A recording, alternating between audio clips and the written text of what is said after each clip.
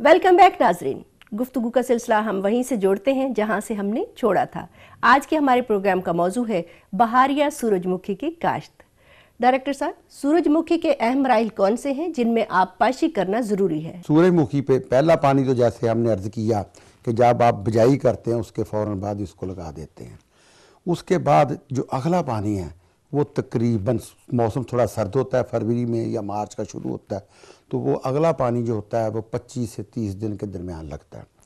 जो दूसरा या तीसरा पानी उन दिनों में कभी कभार बारिशें हो जाती हैं तो वो एक पानी बीच में से स्किप हो जाता है।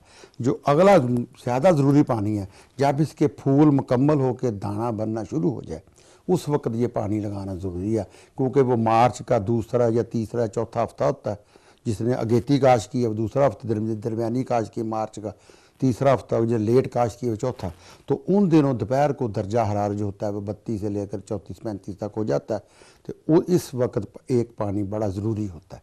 ये अक्सर ज़िम्मेदार एक बिजाई का हो गया, एक दरमियान में अगर ये हो गया, ये तीसरा पानी बनता है बिजाई से लेकर।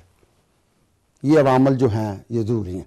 इसके अलावा एक और पानी है, जब दाने इसके मुकम्मल हो जाते हैं तकरीबन, जब ज़िम्मेदार काश्तकार देखता भी मेरे उसके फूलों में दाने बनने की जो तादाद है वो 70 से 80-85% हो गई है, फिर एक पानी लगाया जाता है। पिछले 2 सालों से उन अयाम में बारिशें आ गई थी तो अक्सर ज़िम्मेदारों को 3 पानी से ही सूरजमुखी की फसल तैयार होगी। अगर बारिशें बिल्कुल ना हो फिर 4 से 5 पानी लगते हैं। अगर मुनासिब वक्त से बारिशें आ जाए तो फिर अक्सर ज़िम्मेदार काश्त भाइयों को तीसरा मतलब पानी या दूसरा पानी स्किप हो जाता है, वो बारिशें उसको कवर कर जाती हैं। ये इसके अवामल है जहाँ पे पौधे की सेहत के लिए, उसकी बढ़ोतरी के लिए, ज़्यादा पैदावार के लिए पानी की ज़रूरत होती है। डायरेक्टर साहब, सूरजमुखी की फसल में कौन सी जड़ी बूटियाँ पाई जाती हैं और उनकी तलफी कैसे करनी चाहिए? बहारिया सूरजमुखी की बिजाई जो है वो 15 जनवरी से लेकर अमूमन 15 फरवरी तक मुकम्मल हो जाती है। कुछ काश्तकार भाई को अपनी ज़ाती या कुछ मजबूरी की वजह से 15 फरवरी के बाद भी काश्त करते हैं। तो जो जड़ी बूटियाँ होती हैं रबी की, इसमें क्रोंड है, बाथू है, लेली है, पोली है, कासनी है, ये 4-5 जो ज़्यादा जड़ी बूटियाँ। बाकी कुछ इलाकाई जड़ी बूटियाँ होती हैं, जिस तरह पोठवार की कुछ जड़ी बूटियाँ मुख्तलिफ हैं। जो हमारा जनूबी पंजाब है, रीम यार खां, भावलपुर में कुछ जड़ी बूटियाँ उन इलाकों में एक आध ज़्यादा होती है।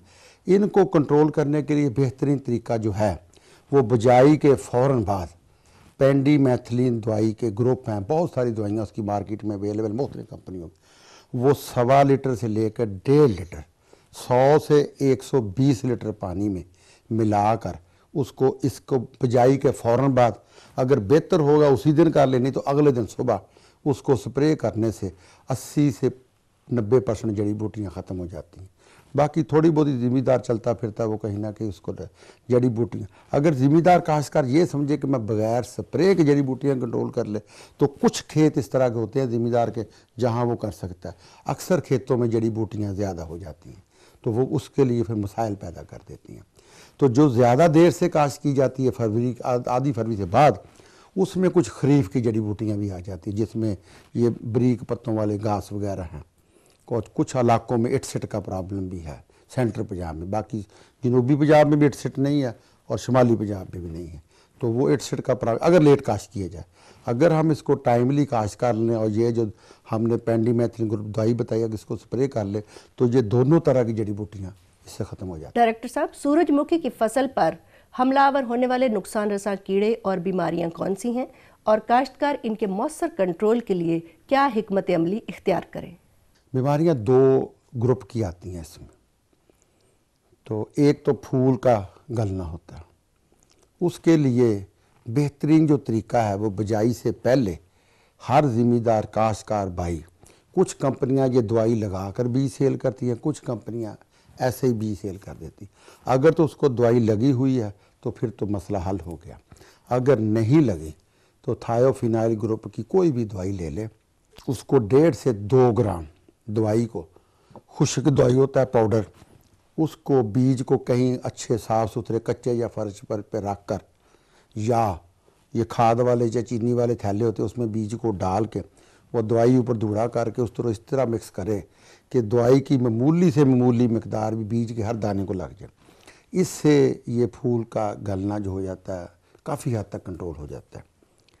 लेकिन फिर भी बाज़ औक़ात आबो हवा इस तरह हो जाती है, ज़्यादा बादल रहने से, बारिशें ज़्यादा होने से, या कुदरती निज़ाम अल्लाह ताला के इस तरह का है, अगर ये मसाइल वबाई जो इसका है, इसका फूल का गलना अगर आ जाए तो इतनी ही मकदार फी लीटर पानी में डाल के इसको पौधों पे स्प्रे कर दिया जाए तो बीमारी काफ़ी हद तक कंट्रोल हो जाती है।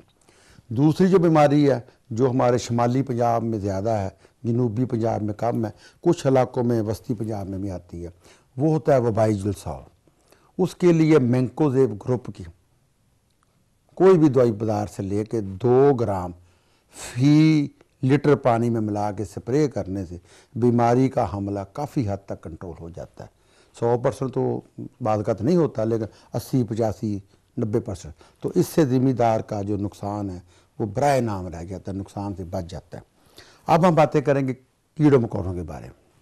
कीड़ों मकोड़ों में सफ़ेद मक्खी का प्रॉब्लम आता है, ये पिछले साल से कुछ ज़्यादा हो गया है। इसमें 2 ग्रुप हैं, एक अमीडा मैप्रिड ग्रुप है, उसकी हमने जो जहर है वो लेनी है 125 से 50। दोनों अमीडा मैप्रिड पाउडर भी आ रहा है और लिक्विड भी आ रही है। लिक्विड में मिलीलीटर लेनी 125 से 50, उसको हमने 100 से 120 लीटर में पानी में मिला के स्प्रे कर देना, तो ये सफ़ेद मक्खी का हमला ख़त्म हो जाता है। ये पिछले साल से कदरे ज़्यादा है, कुछ ज़िम्मेदार काश्तकार भाइयों ने 2-2 भी स्प्रे किए लेकिन कंट्रोल हो गई है। इसके अलावा इससे सफ़ेद मक्खी के साथ साथ चुस्त तेला भी इससे कवर हो जाता है, जो कि अक्सर मार्च में आ जाता है, लेकिन वो हर खेत में नहीं आता, कुछ इलाकों में आता है। इसके बाद अमेरिकन सुंडी का हमला होता है, वो जब फूल बन जाते हैं तो उस वक्त अमेरिकन सुंडी का हमला हो जाता है। अमेरिकन सुंडी उन अयाम में कपास की अगेती काश्त भी हो रही होती है, बरसीम के खेत भी अड़ोस पड़ोस में ज़िम्मेदार के होते हैं, वहाँ पे भी अमेरिकन सुंडी अपने अमेरिकन सुंडी का परवाना अंडे दे के बच्चे सुंडियाँ बन जाती हैं, कपास भी अगेती होती है, तो उन अयाम में सूरजमुखी भी खेत में होती है। ये अमूमन मिड मार्च से मिड अप्रैल तक या एंड अप्रैल तक ये प्रॉब्लम आता है अमेरिकन सुंडी का। अमेरिकन सुंडी के लिए लीफ्यू नूरान ग्रुप की कोई भी दवाइयाँ मार्केट में काफ़ी सारी मौजूद है, वो ले ली जाए, या प्रोक्लेम ग्रुप है उसकी दवाइयाँ बहुत सी मार्केट में अवेलेबल हैं। ये दोनों दवाइयाँ अमेरिकन सुंडी के ख़िलाफ़ बेहतरीन ये काम करती हैं। तो 180 से लेकर 200 मिलीलीटर दवाई फी एकड़ 100 से 120 लीटर पानी में मिलाकर इसको स्प्रे किया जाए तो अमेरिकन सुंडी का बचाव मुकम्मल हो जाता है। अमेरिकन सुंडी का जो मसाइल पैदा करती है ना, ये नाम इसका है अमेरिकन सुंडी, तो ये बड़ी तेज़ी से हमलावर होती है। ज़िम्मेदार काश्तकार भाई कभी सोचते रहते हैं कि भी हम 2 दिन बाद स्प्रे करेंगे, तो नुकसान ज़्यादा हो जाता है। इसके लिए खसूसी एहतियात ये है कि जब ज़िम्मेदार काश्तकार देखेंगे हमारे फसल में अमेरिकन सुंडी गो कम तादाद में भी है, तो उसके बच्चे नीचे ज़मीन के दरारों में पड़े होते हैं, तो जब स्प्रे करेगा तो ये मुकम्मल। अगर ज़िम्मेदार काश्त भाई लेट करेगा तो नुकसान तो हो जाएगा, फिर स्प्रे सुंडी भी मर जाएगी, लेकिन वो नुकसान हो जाएगा। नुकसान से बचने के लिए इसके लिए ज़रूरी है कि जब आप देखें कि फ़ी पौधा 2 से 3 सुंडियाँ आपको दिखाई दे रही हैं तो फ़ौरन इसका स्प्रे कर दिया जाए। तो इंशाअल्लाह ये दवाइयाँ अच्छी हैं, मार्केट में एहतियाती तदाबीर की जाए तो ये मुकम्मल कंट्रोल हो जाता है। नाज़रीन, इसी के साथ ही हमारे आज के प्रोग्राम का वक्त अब ख़त्म होता है। हम ज़रई माहिर चौधरी सलाहुद्दीन, डायरेक्टर शोबा तेलदार अजनास, अयूब ज़रई तहकीकाती इदारा फैसलाबाद के बेहद मशकूर हैं कि आप हमारे प्रोग्राम में तशरीफ़ लाए और हमारे काश्तकारों को बहार या सूरजमुखी की काश्त के मुतालिक तफसील से बताया। हम उम्मीद करते हैं कि हमारे काश्तकार इन सिफारिशात पर अमल करके बहार या सूरजमुखी की भरपूर पैदावार हासिल करने में कामयाब होंगे। इसी के साथ ही अगले प्रोग्राम तक के लिए इजाज़त चाहते हैं। अल्लाह निगहबान।